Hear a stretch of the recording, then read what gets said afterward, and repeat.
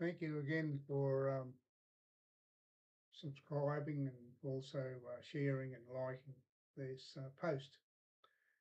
Now it's a proposition, page 158.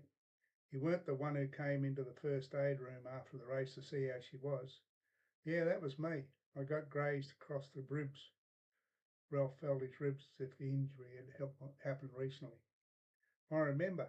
I must have been more than 20 years ago because I told her never to drive again. She didn't take any notice of what I said. She drove and eventually got a driver's license. I remember her. It was 1990. Later that year was when I moved here and have been here ever since. What about you two reminisce some other time? We have work to do, Kate interrupted.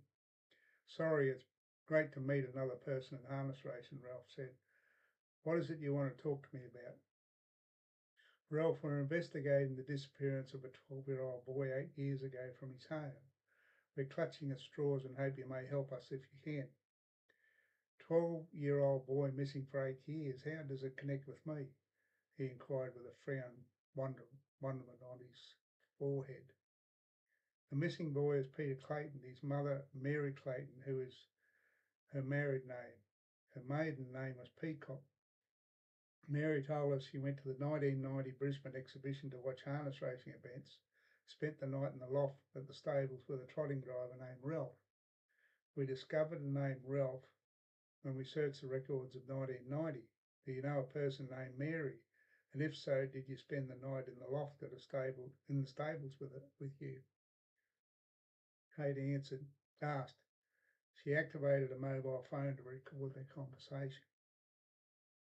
You bet I do. She was the dream of my life, still is. I only knew her name Mary and wanted to find her. She'd gone before I woke the next morning.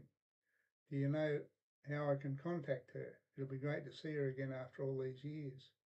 Ralph's voice rose with excitement and his face broke into a smile, remembering the girl of his dreams. The whistle of the kettle erupted. What'll you have? He asked, standing to make refreshments. I'll have coffee with milk and Bundy white tea. Thanks, Ralph, Kate replied. She threw a smile towards Bundy.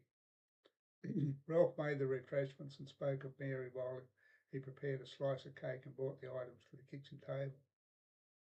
She was a good looker, was Mary. I fell in love with her the first time I saw her. She was sitting near the front fence when I stopped to check the gear on my horse. I looked across to see her sitting in the front row. Her eyes sparkled. I won the race and returned to the spot hoping she'd still be there. She was. I gave her the winning ribbon. I'd won. She came with me to the loft at the stables and we spent the night together. Sounds right, Mary told us a similar story. What's this about a missing 12-year-old boy? What's it got to do with me? Ralph, from your night of bliss with Mary, she fell pregnant and born you a child. Kate explained as best she could. Bundy took a sip of tea while he ate a piece of cake. I'm a father, Ralph said in disbelief. It appears so. I don't think Mary would lie about something like that. How do you know I'm not complaining? It'll be great to have a son. Is Mary okay? Ralph asked in a concerned voice.